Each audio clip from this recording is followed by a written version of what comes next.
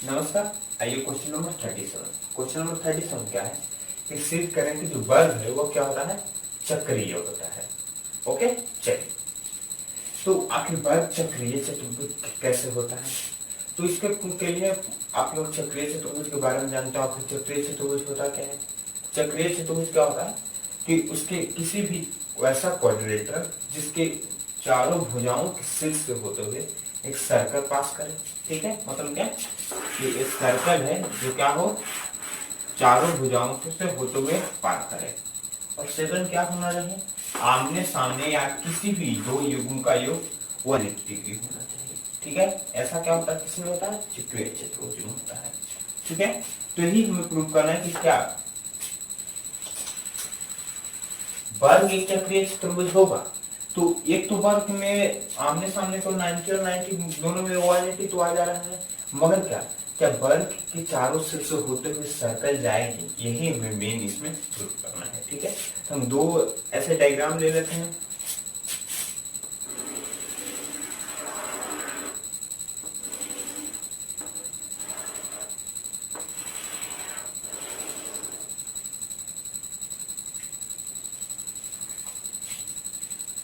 ठीक है, एक डायग्राम हम ऐसा ले लेते हैं और एक डायग्राम ऐसा ले लेते हैं।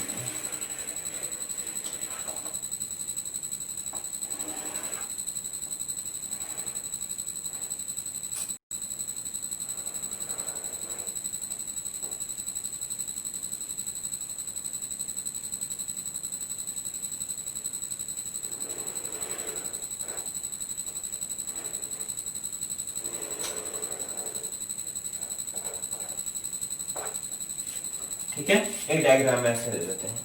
तो फिर दोनों डायग्राम लेने का मकसद क्या है? मकसद ये है कि नाम लेते हैं कुछ ए बी सी डी, यहाँ पर नाम लेते हैं ए बी सी डी, ई हो गया, यहाँ पर भी ई दे देते हैं। देख लीजिए, ये दोनों डायग्राम बनाने का मकसद, इन दोनों डायग्राम का मतलब एक ही है कि या तो जो वर्ग है उसको सर्कल बाहर से कट करेगी, या तो जो वर्ग होगा उसमें सर्कल अंदर से रहेगी। जैसे आप ऊपर वाले डायग्राम में देख रहे होंगे, अब यहाँ पर जो वर्ग है वो बाहर, उसका जो साइड है वो बाहर जा रहा है सर्कल से, और नीचे वाले डायग्राम में जो वर्ग बन रहा है वो क्या है, सर्कल के अंदर है। आइए देखते हैं। तो फर्स्ट डायग्राम को आप ध्यान से देखिए। फर्स्ट डायग्राम को देखिए, आपको क्या पता है कि एबीसीडी एक वर्ग है। तो वर्ग है तो इतना तो आपको पता है कि आमने सामने का दोनों का योग क्या हो जाएगा, 90-90 यानी 180 डिग्री होगा। ओके, चलिए तो हम लिख सकते हैं क्या बाबू,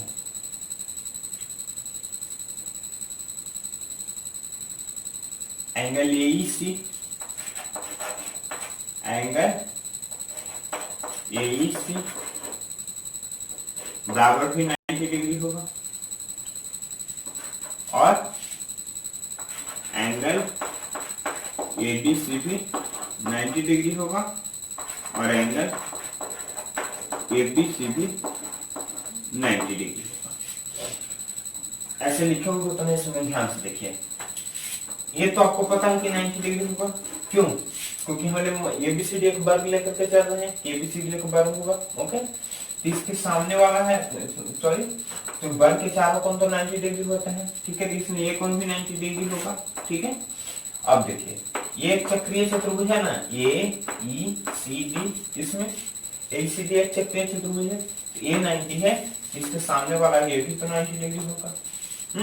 चलिए, क्योंकि आप जानते हैं क्या, चक्रीय चतुर्भुज का क्या आमने सामने का योग क्या होता है, 180 डिग्री होता है। ठीक है, इसमें ए सी भी क्या हो जाएगा, 90 डिग्री हो जाएगा। ओके, तो अब आप ध्यान से देखिएगा, तो क्या ऐसा संभव है कि एईसी और एबीसी दोनों 90 है तो दोनों एंगल बराबर हो जाए? एईसी और एबीसी दोनों संभव है कि दोनों बराबर हो जाए? ऐसा संभव नहीं है। अभी हम इसको भी ऐसे मिला देते हैं। अब ध्यान से देखिए, आप इस ट्रायंगल को देखिए, ये जो एंगल जो बन रहा है, ये जो एंगल बन रहा है, ये क्या है, ये बहिष्कोण है ना इसका। इस ट्रायंगल का ये बहिष्कोण है। तो बहिष्कोण क्या होता है? सुदूर के दो अंतःकोणों के योग के बराबर होता है। तो सुदूर के दो अंतःकोण इस एंगल क्या कौन है? एक ए है और एक ए, ठीक है।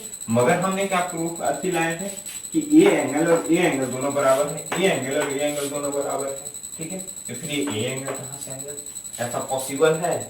बिल्कुल पॉसिबल नहीं। इसलिए क्या होगा? ए बी सी बराबर 90 डिग्री या ए बी सी बराबर 90, सॉरी मतलब क्या कि ए बी सी जो है वो 90 डिग्री के बराबर नहीं होगा। एक्चुअल कहने का मतलब यही है। तो मतलब क्या हो जाएगा कि ये जो लाइन जो है ये यहाँ पर पॉसिबल नहीं होती, कहाँ पर होगी? यहाँ पर ही होगी, ठीक है। मतलब क्या? ये अब ये हो जाएगा ए बी सी 90 डिग्री होगी, ओके। ए सी क्या? तब ये 90 हो गया, ये 90 होगा, उससे तो कोई फर्क नहीं है। तब ये चारों साइड से हो तो ये सर्कल जा रहा है ना, इसलिए हम कर सकते हैं कि ए बी सी की एक चक्रीय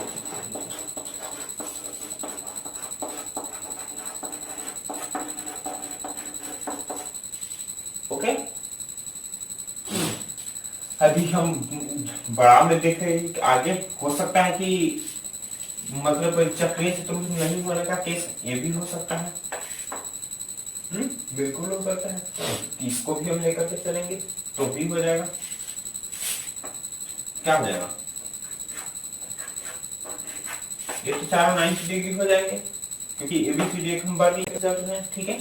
अगर ए 90 तो ए भी 90 हो जाना चाहिए, बिल्कुल होना चाहिए ना। क्यों? क्योंकि चक्रीय चतुर्भुज है, ठीक है। इसलिए हम ये और ए दोनों 90 संभव है नहीं। क्यों? क्योंकि ये जो एंगल है इसके और इसके बराबर हो रहा है, इसके सम के बराबर हो रहा है, ओके। इसलिए हम कह सकते हैं क्या कि एंगल ए बी सी और एंगल ए सी दोनों बराबर नहीं होगा, जिसमें जो बी जो है वो ई के जगह पर ही होगा, ओके। इसलिए क्वेश्चन नंबर 37 का सी क्या है कि चक्रीय चतुर्भुज के जो विकर्ण है जो एक दूसरे को 90 डिग्री एंगल पर कट कर रहा है, ठीक है। तो चतुर्भुज वर्ग होगा। पहले सबसे पहले हम डायग्राम से समझने का प्रयास करते हैं। आगे सीन क्या है? वो एक चक्रीय चतुर्भुज है।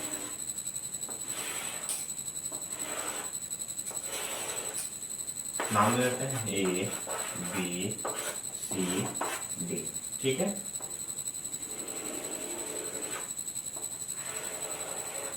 और उसका विकर्ण है जो 90 डिग्री पर कट कर रहा है,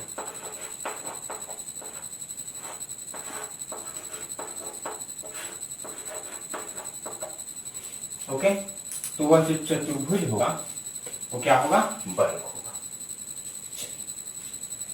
90 डिग्री पर क्या कर रहा है? कट कर रहा है। तो अब आप ध्यान से समझिए क्या कि क्वाड्रिलेटरल में 90 डिग्री पर कट किस लोकेशन होते हैं, ठीक है। तो ऐसा तो आप देख लीजिए क्या कि ए बी सी डी एक चक्रीय चतुर्भुज,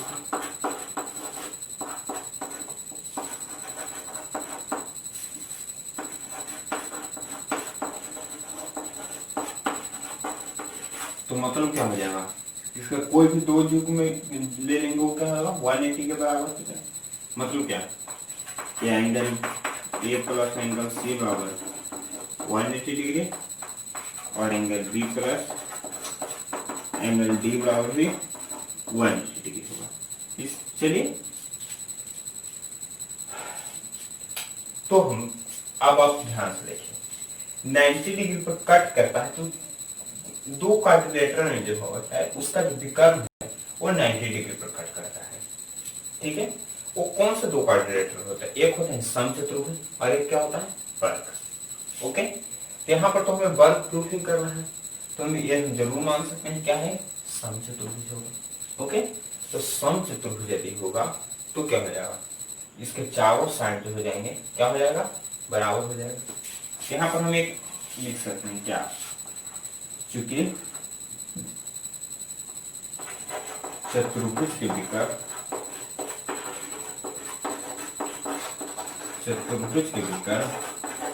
90 डिग्री पर कट कर रहे हैं। अतः ABCD एक समचतुर्भुज होगा।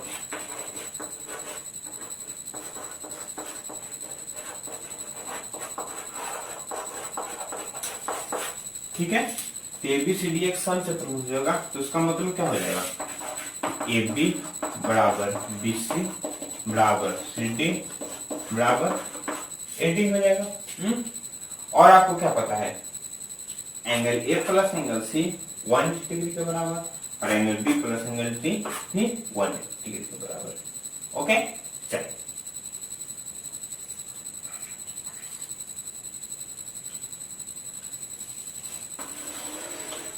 ये तो एक चीज आया। और दूसरा ही क्या हो जाता है, यदि यहाँ पर हम यदि वो नाम दे दें तो क्या हो जाता है, OA बराबर OC, OB बराबर OD, क्या OA बराबर OC और OB बराबर OD। ये भी तो होता है ना बाबू, क्या OA बराबर OC और OB बराबर OD भी हो जाता है। चलिए, तो अब तो हम आसानी से और क्या प्रूव कर सकते हैं इसमें, क्योंकि अब हमें क्या चाहिए कि किसी भी एक एंगल यदि 90 डिग्री यदि हम ले आए तो हम आराम से प्रूव कर सकते हैं कि वर्क होगा। ओके, चलिए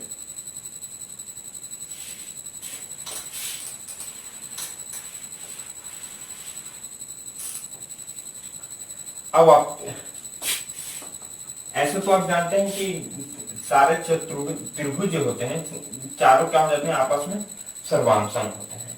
ओके, नहीं तो देख लिया जाए,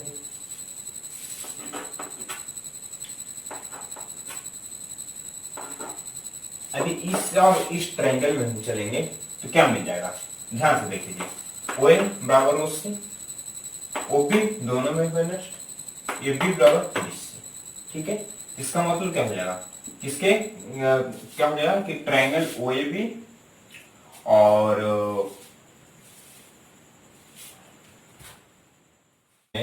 इसके लिए हमें क्या चाहिए, एक चीज तो आप ध्यान से देखिए क्या करा है कि वृत्त के केंद्र पर 90 डिग्री का एंगल बनता है।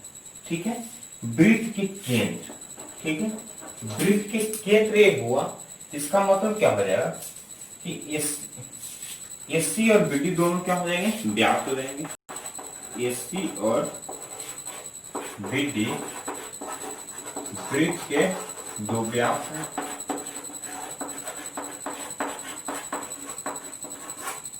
ठीक है, चलिए और क्या हो जाएगा, यदि हम दोनों में से किसी भी एक को भी लेकर चलेंगे तो क्या होता है, अर्धवृत्त का कोण समकोण होता है, यानी कि डायमीटर से यदि हम सर्कमफ्रेंस का एंगल बनाए तो क्या हो जाता है, 90 डिग्री का एंगल हो जाता है।